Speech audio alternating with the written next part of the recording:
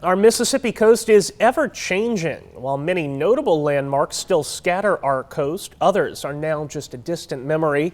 In this month's Hometown History feature, WXXV's Megan Fayard takes us back to the early 1900s to share the story behind one of the South's most famous hotel resorts that once stood right in the middle of downtown Gulfport.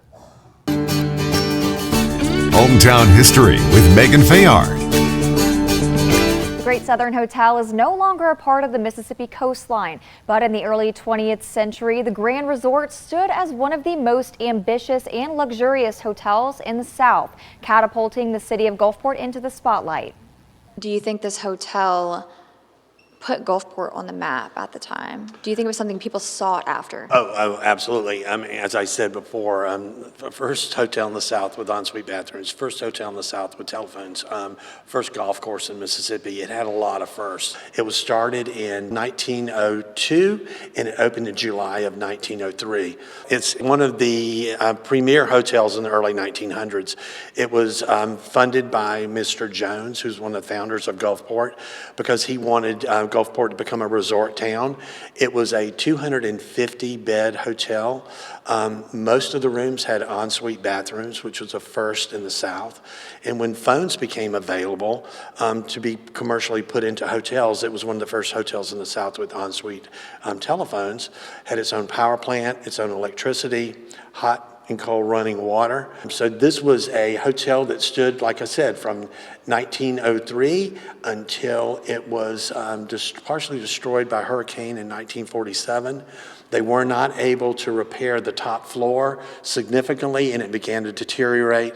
So by the time 1951 came along, the government wanted to put US 90 all the way through and they tore this down to put the US 90 through, which would have run through the first floor of this hotel. So during its prime, tell me, how did this hotel, this luxurious hotel, impact the coast? Well, like I said, it was one of the first hotels of its kind in the South, number one. It was sort of the showplace for Gulfport. Gulfport was being presented as a resort town, as an economic boom town at the time.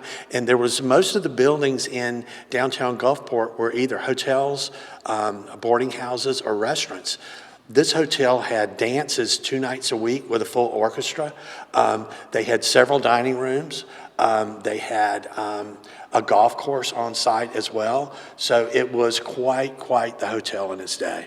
The Gulfport Museum of History has numerous pieces on display from the Great Southern Hotel, like this table, and letters, room keys, and even a cigar box. Shipping ticket for something that the hotel bought, $6.04, and then a clocher that would have covered a dish that would have been served probably in room service at the time. I also saw through my research that Al Capone frequented the hotel. Have you heard of that? Possibly. In those days, there was a lot of running around with gangsters and whatnot through the South. So I would not be surprised that if Mr. Capone had been a party or two at this hotel. How accessible was it to your average person living in Gulfport at the time? Well, we have a menu in one of our rooms that talks about meals for $1, $1.25. So in 1902, 1904 dollars, that was a lot of money. So I think it would have been an expensive place for a local person to unless you were more affluent. $1.25 per plate for dinner and dancing at the Great Southern Hotel. Another interesting thing about this time, and really after this, to promote tourism here, they developed a road race from Chicago to Gulfport. So there was just a lot of activity around drawing attention to Gulfport in the early 1900s.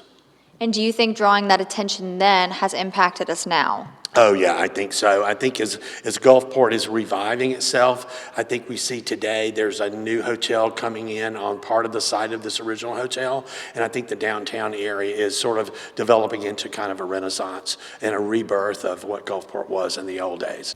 You can catch Hometown History with me, Megan Fayard, on the third Friday of each month, where we will dive into the stories that shaped our local past.